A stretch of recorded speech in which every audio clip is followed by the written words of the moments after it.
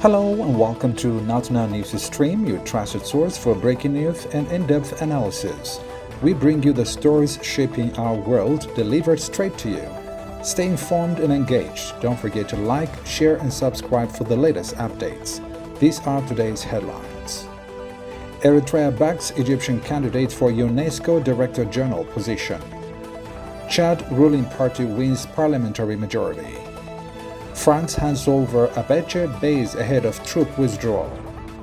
WHO says 14,700 confirmed Mpox cases reported in Africa in 2024. Mali is set for a huge $1.2 billion payday from mining businesses. EU agrees to tackle Syria sanctions as Western Arab leaders meet in Riyadh. Russia says it takes control of 2 villages in eastern Ukraine. And a 6.2 magnitude earthquake strikes Mexico. News in brief. Eritrea has expressed support for Egypt's candidate Dr. Khaled El Nani in his bid for the position of Director General of UNESCO. This endorsement reflects Eritrea's commitment to fostering regional collaboration and promoting qualified candidates from the African continent and international organizations. Dr. El Anani, who has served as Egypt's Minister of Tourism and Antiquities, brings a wealth of experience in cultural heritage and educational initiatives to the table. His candidacy is seen as an opportunity to enhance UNESCO's focus on preserving cultural heritage and promoting education in Africa and beyond. The term for the Director General's position, previously set as 6 years, has been reduced to 4 years. If elected, El Nani would become the first Arab leader of the organization since its establishment in 1945. In order to win the election of UNESCO's Director General, the candidate needs to receive at least 30 votes of the countries which are currently members of the executive board. There are 5 election rounds scheduled in total, unless any of the candidates wins the election at the earliest stage. This is according to Daily News Egypt. Chad's ruling party won 2/3 of the seats in the legislative election, which was boycotted by many of the opposition last month. Provisional results showed today, reinforcing President Mohamed Idris Debby's hold on power. This is according to Reuters. Results of the December 29th election sealed the oil-producing Central African nation's transition to constitutional rule more than 3 years after Deby seized control following the sudden death of his father and long-standing predecessor, Idris Deby Itno. Deby's party, the Patriotic Salvation Movement, secured 124 of the 188 seats at the National Assembly. The participation rate was put at 51.56%. The vote, which also included municipal and regional elections, was Chad's first in more than a decade. However, opposition leader Sassis Masrara's party and several others boycotted the election, saying the vote was skewed and lacked transparency. The government has denied this. Deby was elected president in another disputed vote in May, 3 years after declaring himself interim leader when rebels killed his father on the battlefield. The French government has just handed over its detachment camp in the city of Abeche to Chad. The Chadian Ministry of Defense, his delegation and French officials participated in the ceremony. This is according to AfricanNews.com. For the French military, the result of many years of presence in northern Chad has been strengthened through strong ties, not only with the Chadian soldiers but also with the local population. Colonel Boris Pomirol, commander of French forces in the Sahel, stated that these ties are a living testament to the friendship that unites two peoples and, despite the departure of their troops, their friendship will endure. He emphasized that this withdrawal is not a farewell from France but a see you later from its soldiers.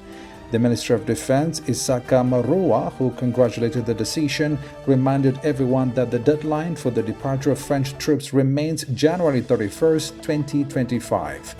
He stated that January 31st, 2025 is a non-negotiable date.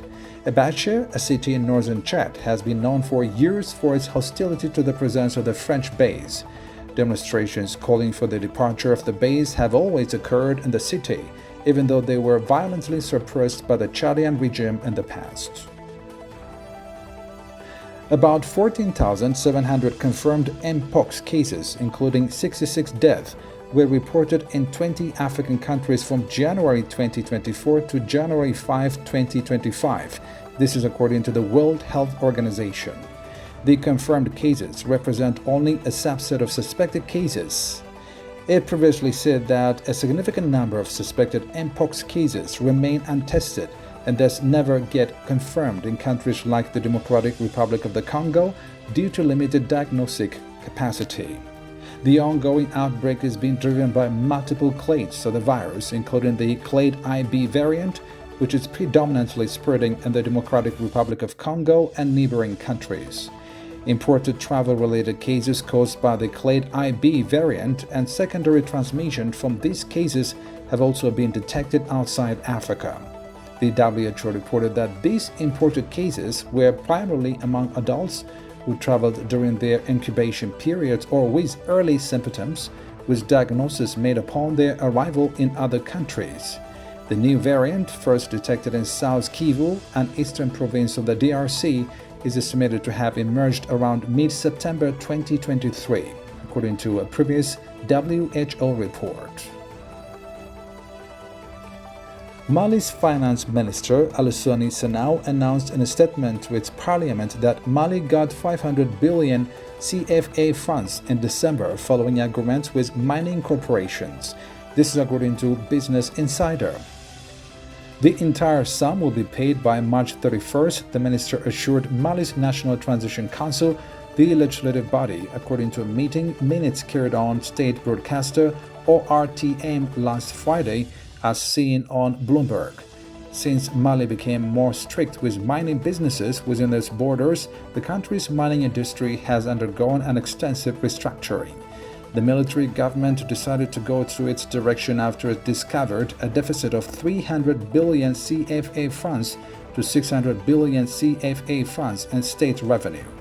As a result, a new mining code has been adopted, mandating mining companies to pay millions of dollars in back taxes and dividends.